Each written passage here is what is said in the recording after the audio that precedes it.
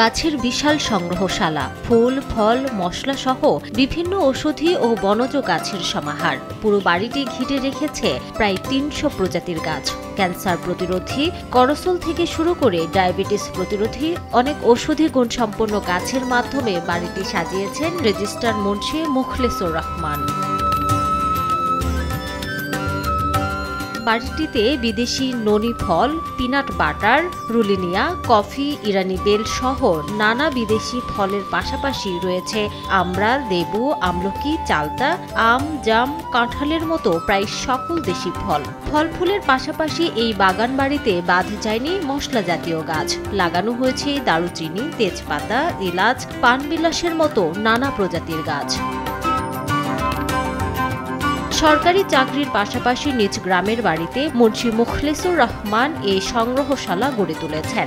একটি গাছ সংগ্রহ করেছেন দেশের বিভিন্ন স্থান থেকে। কিছু গাছ দেশের বাইরে থেকে বহু খরচ করেও এনেছেন। গাছের প্রতি ভালোবাসা থেকেই তিনি গড়ে তুলেছেন এ বাগান। গাছগুলো আসলে সংগ্রহ করতে অনেক জায়গা থেকে আমাদের সংগ্রহ করতে হয়েছে, যেমন ঢাকা থেকে সবুজ বাংলা নার্সারি, তারপরে যশোর থেকে অনেক সময় পিরোজপুর, ওই যে বরিশাল থেকে এগুলো সংগ্রহ করা লেগেছে দূর দূরান্ত থেকে।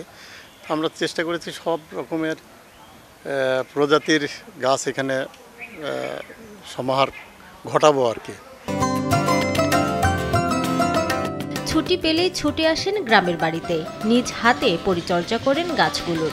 বাড়ির প্রতিটি সদস্যের সহযোগিতা, কৃষি বিভাগের পরামর্শে গাছের যত্ন নেন তিনি। সমস্যায় পড়লে সহযোগিতা নেন ইউটিউবের। দু একটি বাদে দেশি বিদেশি সব গাছই এসেছে ফল।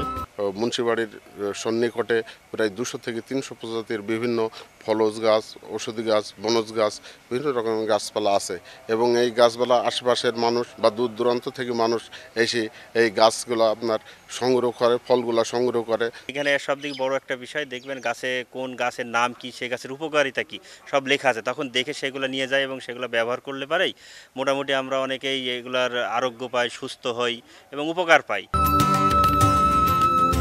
বাগানে ঔষধি গাছ উপকারে আসছে এলাকাবাসীর। তাছাড়া দূর দূরান্ত থেকে মানুষ বাগানে আসেন ফল কিংবা পাতা সংগ্রহ করতে। অনেকে আসেন হারিয়ে যাওয়া অনেক দেশি বিদেশি গাছের সঙ্গে পরিচিত হতে। মুজিবনগরে বেড়াতে আসা পর্যটকরাও আসেন বাগানের অপার সৌন্দর্য উপভোগ করতে।